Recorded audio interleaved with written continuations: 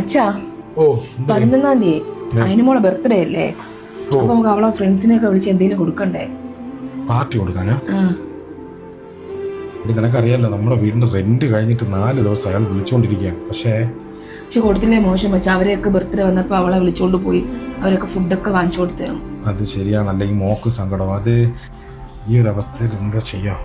ഒരു കാര്യം ചെയ്യും, നമുക്ക് എന്തെങ്കിലും ശരിയാക്കാം, നോക്കാം. നാളെ തന്നെ ഞാൻ ഇടാം. നാളെ എന്തായാലും പൈസ കിട്ടും. ഓക്കെ? ഞാൻ പറഞ്ഞൊരു കാര്യം ചെയ്തരോ? എന്റെ ഇപ്രാവശ്യത്തെ ബർത്ത്ഡേക്കില്ലേ, നമുക്ക് ബീച്ചിൽ പോയിട്ട് നമുക്ക് മാത്രമായിട്ട് ഒരു കേക്ക് മുറിച്ചാലാ?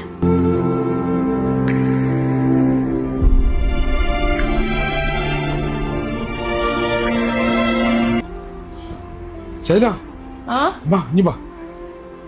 എന്ത് ഇത് കണ്ടു നോക്ക്. ഓഫറാ? നീ എത്ര കുട്ടികളുണ്ടെന്നാ പറഞ്ഞേ? ഒരു 8 പേര് കാണും. ഒരു കുട്ടിക്ക് 2 പീസ് വെച്ചിരുന്നാലും 7, 2, 14, 15. എടി, ഷാർജ മൊബൈലിലെ ചിക്കീസില്ലേ, ചിക്കീസില് 11, 12 അവരുടെ ഓപ്പണിംഗ് എന്താണ് തോന്നുന്നത്, അത് ഭാഗമായിട്ട് 4 piece fried chicken, garlic dip, sauce, ഇതെല്ലാം കൂടെ 9 ദിർഹംസിനാണ് കൊടുക്കുന്നത്. അത്രേ ഉള്ളൂ. അപ്പൊ നമുക്കിത് വാങ്ങിച്ചു കഴിഞ്ഞാൽ നമ്മുടെ കയ്യിലുള്ള പൈസക്ക് കാര്യവും കഴിയും, അവൾക്ക് സന്തോഷവും, ഹാപ്പി ആവും. നോക്കാം. അവൾ എൻ്റെ അടുത്ത് വന്ന് പറയാണ്, അപ്പച്ചി നമുക്ക് ബീച്ചിൽ പോകാൻ, നമുക്ക് 3 പേർക്കും മാത്രം ആഘോഷിക്കാം. നമ്മളെ മനസ്സറിയണ പിള്ളേ, അവളെ നമ്മൾ സന്തോഷിപ്പിക്കണം. നമുക്ക് എന്തായാലും ചെയ്യാം.